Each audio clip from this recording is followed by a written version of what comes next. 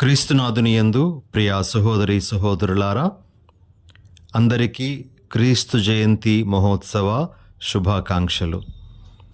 ఈ సంవత్సరం మనం జరుపుకునే క్రిస్మస్ పండుగకు ఒక ప్రత్యేకత ఉంది. ఎందుకు అంటే మనము జూబిలీ సంవత్సరంలో ఉన్నాము. యేసు ప్రభు జన్మించి 2025 సంవత్సరాలు పూర్తి అవుతున్న సందర్భంలో ఈరోజు మనం జరుపుకునే క్రిస్మస్ పండుగ ఒక ప్రత్యేకతను సంతరించుకున్నటువంటి పండుగగా మనం గుర్తిస్తూ ఈ క్రిస్మస్ ఆనందాన్ని మనము ఒకరితో ఒకరు పంచుకోవడానికి, క్రిస్మస్ను మనము జీవించడానికి ప్రయత్నం చేద్దాం. ఈ సందర్భంలో మొట్టమొదటిగా క్రిస్మస్కు సంబంధించినటువంటి 2 చిన్న కథలను మనము ఆలకించుదాం. మొదటిగా ఇది ఒక సాంప్రదాయ కథగా చెప్తూ ఉంటారు. ఒకసారి దేవదూతలందరినీ దేవుడు సమావేశపరిచి వారికి ఒక స్తుతి గీతాన్ని వారు సిద్ధం చేసుకోవాలని చెప్పడం జరిగిందట. మీరు ఆ స్తుతి గీతము చాలా ప్రత్యేకమైనటువంటి సందర్భంలో పాడబోతూ ఉన్నారు, కాబట్టి దానికి మీరు సిద్ధపడాలి. అంతేకాకుండా ఆ స్తుతి గీతాన్ని ఆ ప్రత్యేక సందర్భంలో పాడిన తర్వాత మరలా మీరు ఆ పాటను పాడనవసరం లేదు, ఒకే ఒక్కసారి మీరు ఆ పాటను పాడుతారు, కాబట్టి మీరు సిద్ధపడండి అని దేవుడు వారికి ఆజ్ఞనిచ్చారట. వెంటనే దేవదూతల సమూహాలు మరి గాయక బృంద సమూహాలన్నీ కూడాను ఈ స్తుతి గీతాన్ని మరి సిద్ధం చేసుకుంటూ వారు ఆ పాటను పాడడానికి సిద్ధపడుతూ ఉన్నారు.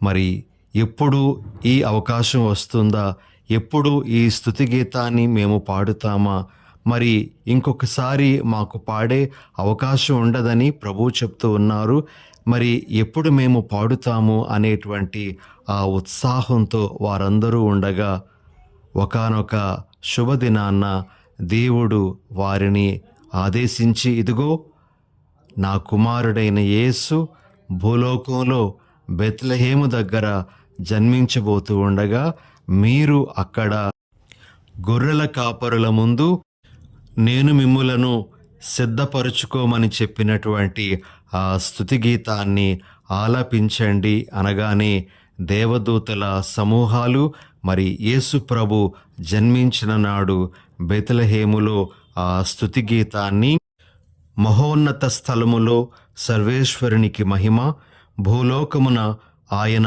అనుగ్రహమునకు పాత్రులగు వారికి శాంతి కలుగునుగాక అని వారు ఆలపించి తమ సంతోషాన్ని వెలిబుచ్చడం జరిగింది. అయితే దేవదూతలు ఈ స్తుతి గీతాన్ని పాడిన తరువాత స్వర్గానికి వారు వెళ్ళిన తరువాత ఒక దేవదూతలో సందేహం కలిగిందట.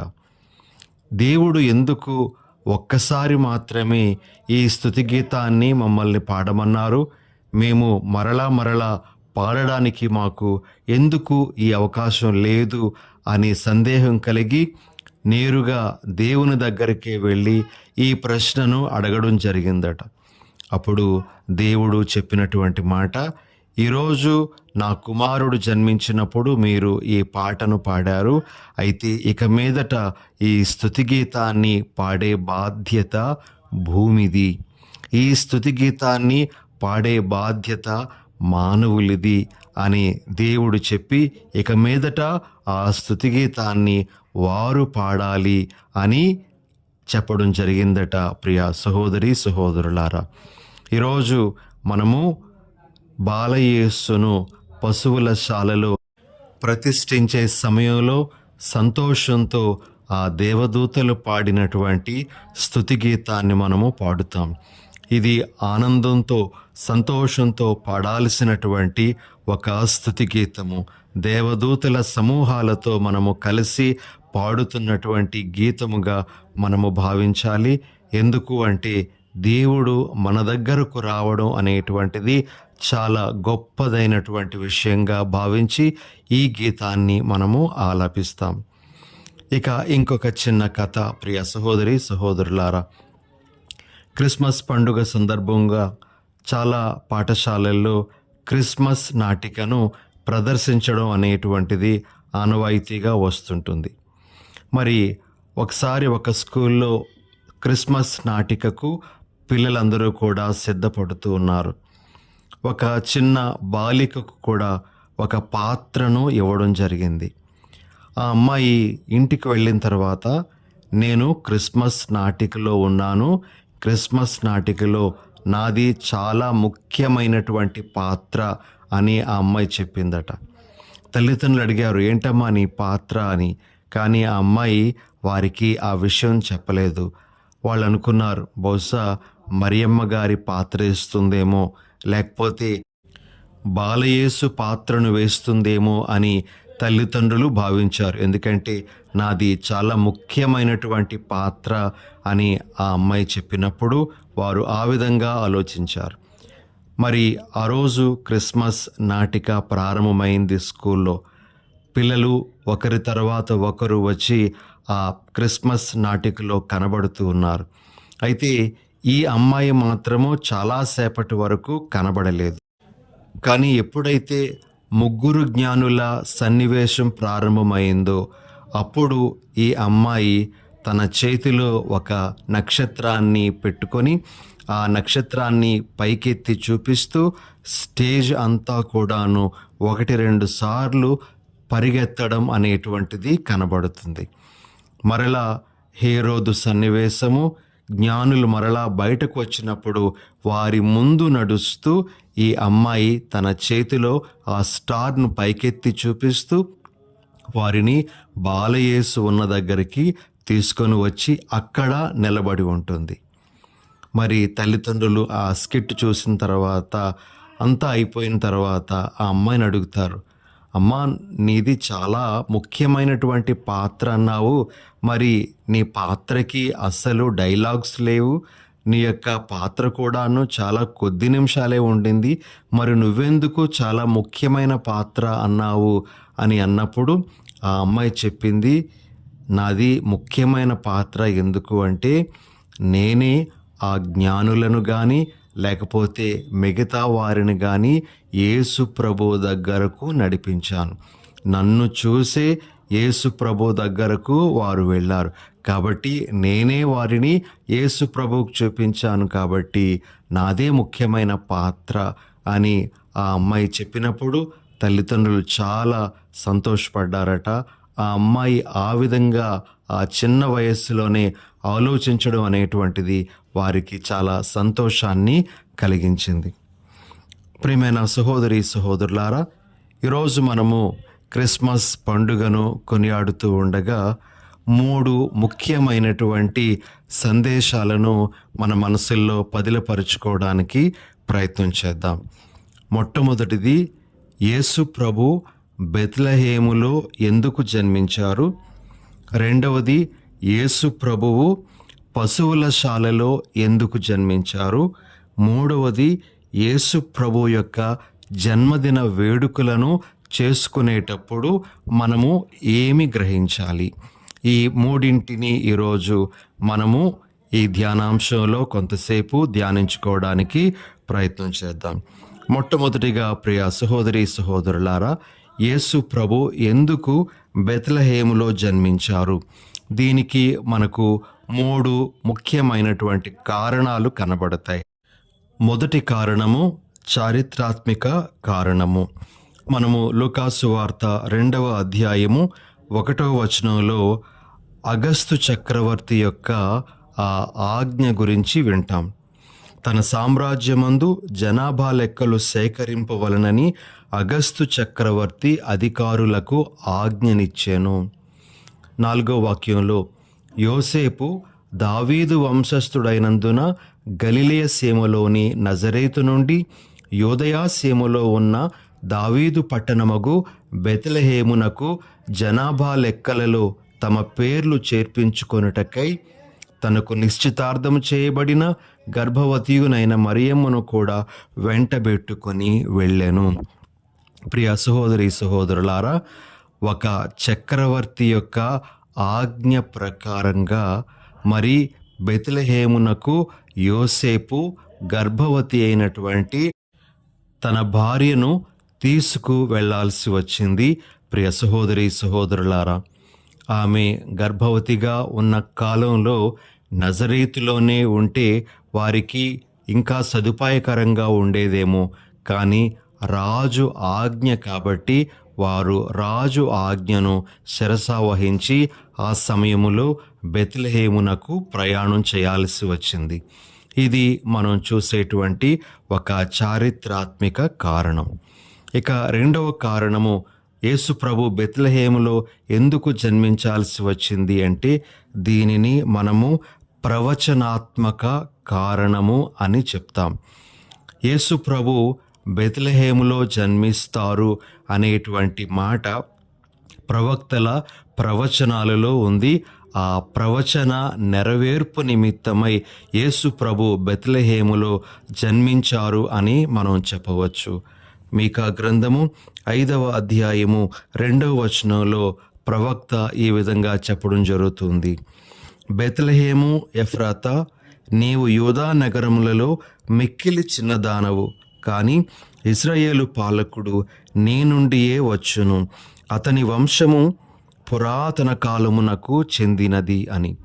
మరి ఇదే విషయము మనము మత్తయి సువార్త 2వ అధ్యాయము 6వ వచనంలో కూడా ఆలకిస్తాం ప్రియ సహోదరి సహోదరులారా. కాబట్టి ప్రవచన నెరవేర్పు నిమిత్తము యేసు ప్రభువు మరి బెత్లెహేములో జన్మించారు అని మనం చెప్పవచ్చు. ఇక మూడవ కారణము ఏమిటి అంటే దీనిని మనము దైవ శాస్త్ర సంబంధమైనటువంటి కారణంగా చెప్పవచ్చు.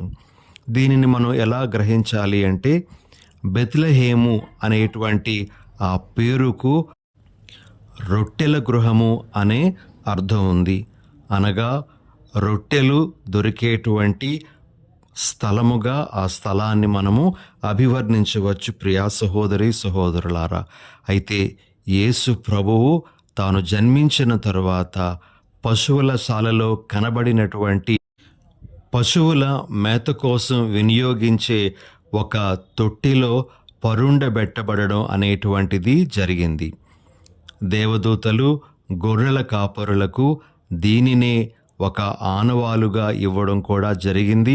ప్రియ సహోదరి సహోదరులారా, పశువులు మేసే ఆ తొట్టెలో పశువుల ఆహారం ఉన్నట్లుగా యేసు ప్రభువు జీవాహారమైనటువంటి ఆయన మన దగ్గరకు తన శరీర రక్తాలను జీవాహారంగా ఇవ్వడానికి వచ్చారు అనేటువంటి విషయాన్ని సూచించటానికి ఆయన బెత్లెహేములో దీని నుండి మనం గ్రహించాల్సినటువంటి ఒక విషయం ఏమిటి అంటే ప్రభువు అతి సాధారణమైనటువంటి స్థలాలను కానీ అతి సాధారణమైనటువంటి వ్యక్తులను కానీ ఎన్నుకొని తన అసాధారణమైనటువంటి కార్యాలు నెరవేర్చుకుంటారు అని. ఉదాహరణకు మరియమాతను ప్రభు ఎన్నుకున్నప్పుడు ఆమె ఒక సాధారణమైనటువంటి అమ్మాయి.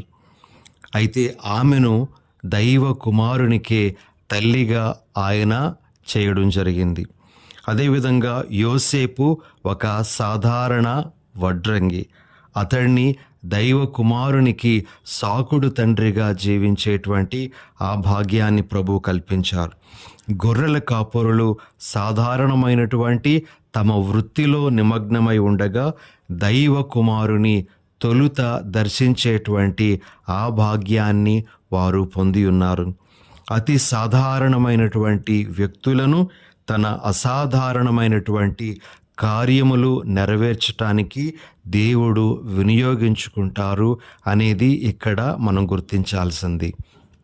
ప్రియ సహోదరి సహోదరులారా, మనమందరము అత్యంత సాధారణమైనటువంటి వ్యక్తులము. అయితే ప్రభువు మనలో ఏమి చూస్తారు అంటే ఆయన మనము ఎంతవరకు ఆయనకు అందుబాటులో ఉన్నామనేదే చూస్తారు, కానీ ఆయన మన శక్తియుక్తులను మన సామర్థ్యాలను కాదు చూసేది. అందుకే ఈ విధంగా ఒక వ్యక్తి అంటారు, availability matters more than ability అని. అవును ప్రియ సహోదరి సహోదరులారా, మనము ఆ ప్రభువుకు ఎంత అందుబాటులో ఉంటామో అంత గొప్ప కార్యాలు ఆ ప్రభువు మన ద్వారా చేయగలుగుతారు అని మనము ఈరోజు గ్రహించాలి.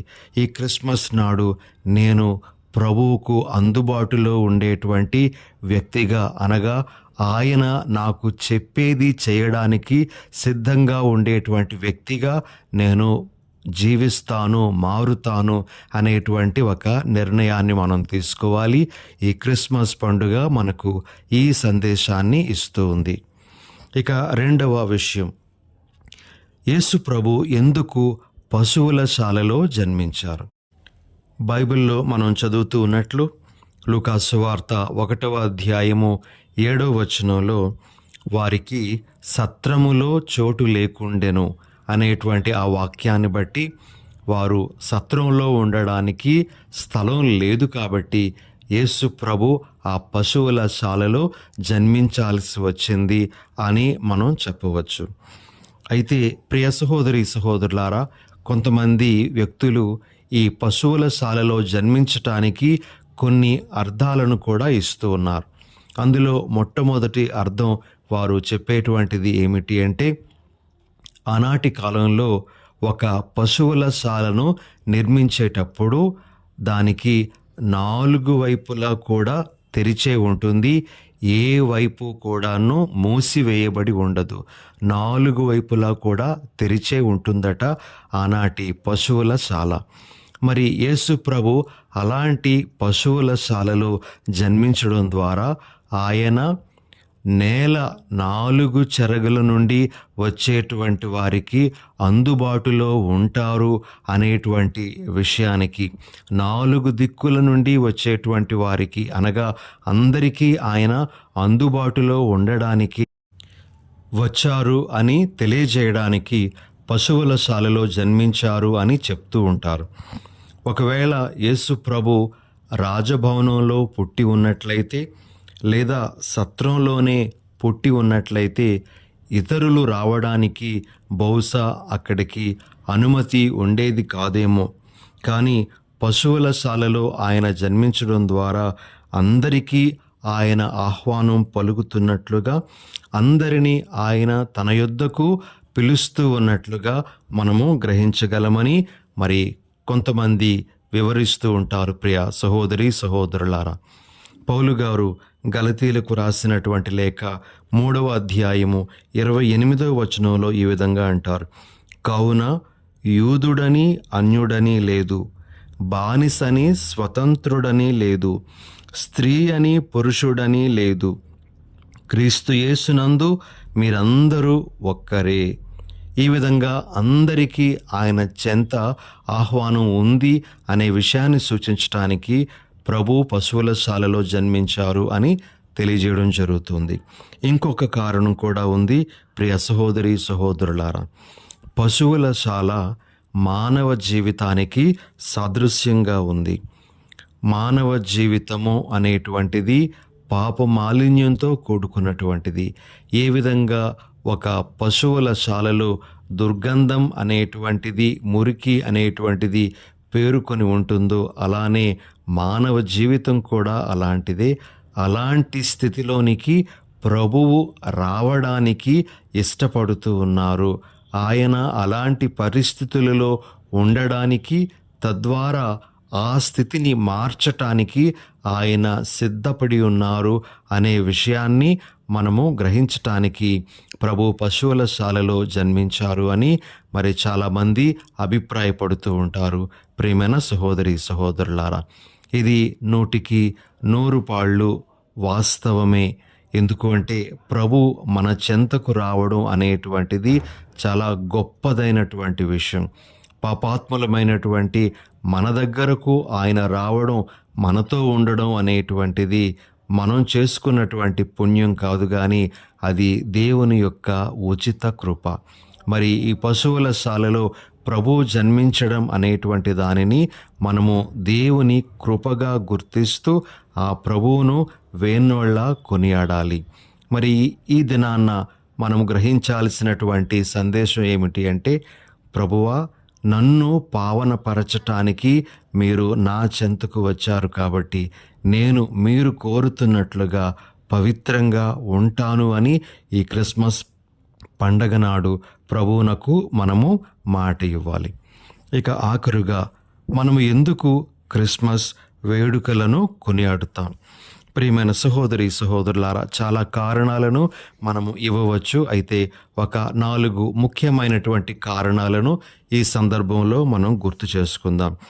మొట్టమొదటిది, incarnation created zero distance between God and man. Yesu ప్రభువుని యొక్క మనుష్యావతారము దేవునికి మానవునికి మధ్య ఉన్నటువంటి ఆ దూరాన్ని పూర్తిగా తగ్గించేసింది. అనగా దేవుడు మనతోనే ఉన్నాడు, ఇమ్మానుయేలు దేవుడు, దేవుడు మనకు చేరువలోనే ఉన్నాడు, మనలోనే ఉన్నాడు అనేటువంటి విషయం క్రిస్మస్ పండుగ మనకు తెలియజేస్తూ ఉంది. కాబట్టి దేవునికి వందనాలు చెల్లించటానికి ఈ క్రిస్మస్ పండుగను మనం కొనియాడతాం. ఆయన యొక్క సామీప్యానికి, ఆయన యొక్క సన్నిధానానికి, దేవునికి స్తోత్రాలు తెలియజేయడానికి మనము ఈ క్రిస్మస్ పండుగను కొనియాడుతాం. ఇక రెండో విషయం, ప్రియ సహోదరి సహోదరులారా, every time you give Christmas happens అని ఒకరంటారు. అనగా ప్రతిసారి మనము ఇచ్చేటప్పుడు క్రిస్మస్ అనేటువంటిది జరుగుతుంది అని దీని భావము. యేసు ప్రభు తనను తాను మన కొరకు సమర్పించుకున్నట్లే మనము కూడా ఇచ్చే వ్యక్తులుగా మారినప్పుడు క్రిస్మస్ జరుగుతుంది అనే విషయాన్ని గుర్తిస్తూ ఉదార స్వభావంతో మనలను మనం త్యాగం చేసుకోవడానికి, మనకున్నది ఇతరుల కోసం ఇవ్వడానికి మనం సిద్ధపడాలి అనేటువంటి విషయం ఈ క్రిస్మస్ పండుగ మనకు తెలియజేస్తూ ఉండగా, ఆ కారణాన్ని బట్టి మనము క్రిస్మస్ వేడుకలను కొనియాడుతాం. మనలో ఆ ఉదార స్వభావాన్ని ప్రభు పెంచాలి అని కోరుకుంటూ ఈ పండుగను మనం కొనియాడుతాం. ఇక మూడవది, a good conscience is a continual Christmas అని అంటారు. అనగా మంచి మనస్సాక్షి అనేటువంటిది నిరంతర క్రిస్మస్ అని. మనము మంచి మనస్సాక్షితో జీవిస్తే, అనగా చెడును విడిచిపెట్టి మంచిని మాత్రమే చేయాలనేటువంటి సంకల్పంతో మనం ఉన్నట్లయితే అదే క్రిస్మస్ అని అర్థం చేసుకుంటూ ఇలాంటి భావంతో జీవించే వరాన్ని మనకు దయచేయమని అడగడానికి ఈ క్రిస్మస్ పండుగను మనం కొనియాడుతాం. ఆఖరుగా, Christmas begins in the heart of God and completes when it reaches man. అంటే క్రిస్మస్ అనేటువంటిది దేవుని యొక్క హృదయంలో ప్రారంభమై అది మానవుని చేరడంలో పరిపూర్తి అవుతుంది అనే విషయాన్ని గుర్తు చేసుకొని, మనము ఇందాక విన్న కథలో ఆ చిన్న బాలిక తన చేతిలో ఉన్నటువంటి ఆ స్టార్తో జ్ఞానులకు మార్గాన్ని చూపించినట్లుగా మనము ఇతరులను యేసు వైపునకు నడిపించేటువంటి వారుగా ఉన్నట్లయితే అదే నిజమైనటువంటి క్రిస్మస్ అని గుర్తు చేసుకోవడానికి ఈ క్రిస్మస్ పండుగను మనం కొనియాడుతూ ఉన్నాం. మరి ఈ భావాలను ఈ పండుగ నాడు మనము జ్ఞాపకం చేసుకొని ఆ విధంగా అర్థవంతమైనటువంటి క్రిస్మస్ను కొనియాడడానికి ప్రయత్నం చేద్దాం. మరొకసారి మీ అందరికీ క్రిస్మస్ మరియు నూతన సంవత్సర శుభాకాంక్షలు. God bless you.